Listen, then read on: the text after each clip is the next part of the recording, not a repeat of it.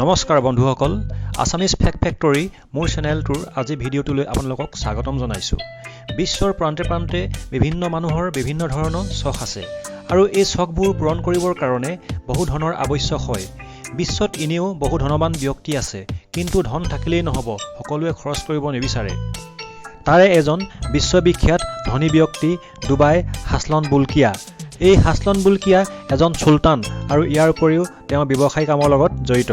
তেওঁ এজন বিশ্ববিখ্যাত বিজনেছমেন। তেওঁ তেলৰ কুঁৱেৰীৰ লগত জড়িত হয়।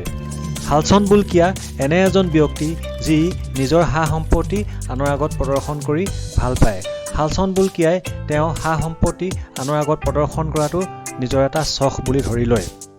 প্ৰিয় বন্ধুসকল, আপোনালোকে জানি আচৰিত হ'ব যে তেওঁ যিখন প্লেন ব্যৱহাৰ কৰে সেই প্লেনখন সম্পূৰ্ণ সোণেৰে নিৰ্মিত। আৰু বন্ধুসকল, আপোনালোকে আৰু এটা জানি আপোনালোকৰ চকু কপালত উঠিব যে তেওঁ যিটো মহলত বাস কৰে সেই মহলটো সম্পূৰ্ণ সোণেৰে নিৰ্মিত। নুৰুল প্লেচ নামৰ এই মহলটো 1984 চনত নিৰ্মাণ কৰা হৈছিল আৰু এই মহলটো 20 লাখ স্কোৱাৰ ফিট ঠাই আগুৰি আছে। এই মহলটো বনাবৰ কাৰণে প্ৰায় 2378 কোটি টকা ধন দৰকাৰ হৈছিল। এই মহলটো নিৰ্মাণ কৰিবৰ কাৰণে প্ৰায় 22 কেৰেট সোণ দৰকাৰ হৈছিল আৰু এই মহলটোত প্ৰায় 1788টা কোঠা আছে, য'ত 25টা বাথৰুম আছে। লগতে ইয়াত শীততাপ নিয়ন্ত্ৰিত 200 ঘোঁৰা ৰাখিবৰ কাৰণে আস্তাবলো আছে আৰু 5টাকৈ ছুইমিং পুলো ইয়াত আছে।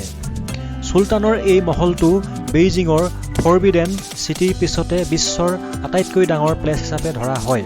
প্ৰিয় বন্ধুসকল, আপোনালোকে আৰু এটা কথা জানিলে আচৰিত হ'ব যে এই চুলতানজনৰ বা এই ব্যৱসায়ীজনৰ প্ৰায় 7000 গাড়ী কালেকশ্যন আছে। তাৰ ভিতৰত এখন সোণৰ গাড়ীও আছে।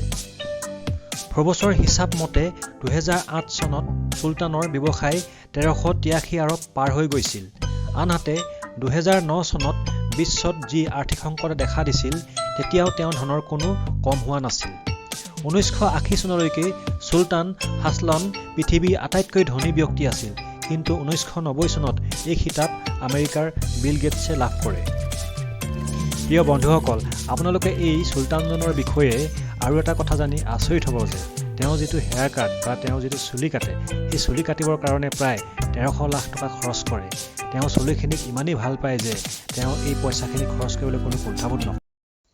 হাছলন বুলকিয়া এতিয়াও যথেষ্ট জনপ্ৰিয় হৈ আছে। তেওঁ ঘৰৰ পৰা যেতিয়াই ওলাই যায় তেতিয়াই সকলো মানুহে তেওঁলৈ ৰ লাগি চাই থাকে। বন্ধুসকল, যদি আপোনালোকে মোৰ এই ভিডিঅ'টো অলপ হ'লেও জ্ঞানবৰ্ধক বুলি ভাবিছে তেন্তে নিশ্চয় লাইক, কমেণ্ট আৰু শ্বেয়াৰ কৰিব আৰু ওচৰতে থকা ৰঙা ছাবস্ক্ৰাইবৰ বুটামটো টিপিবলৈ নিশ্চয় নাপাহৰিব আৰু লগত থকা নটিফিকেশ্যন যাবৰ কাৰণে বেল আইকন, যিটো আমি ঘণ্টা বুলি কওঁ, সেই ঘণ্টাটো আপোনালোকে নিশ্চয় ক্লিক কৰি ৰাখিব। তেতিয়াহে মই বনোৱা ভিডিঅ' আপোনালোকৰ ওচৰত সোনকালে গৈ পাবগৈ। ধন্যবাদ।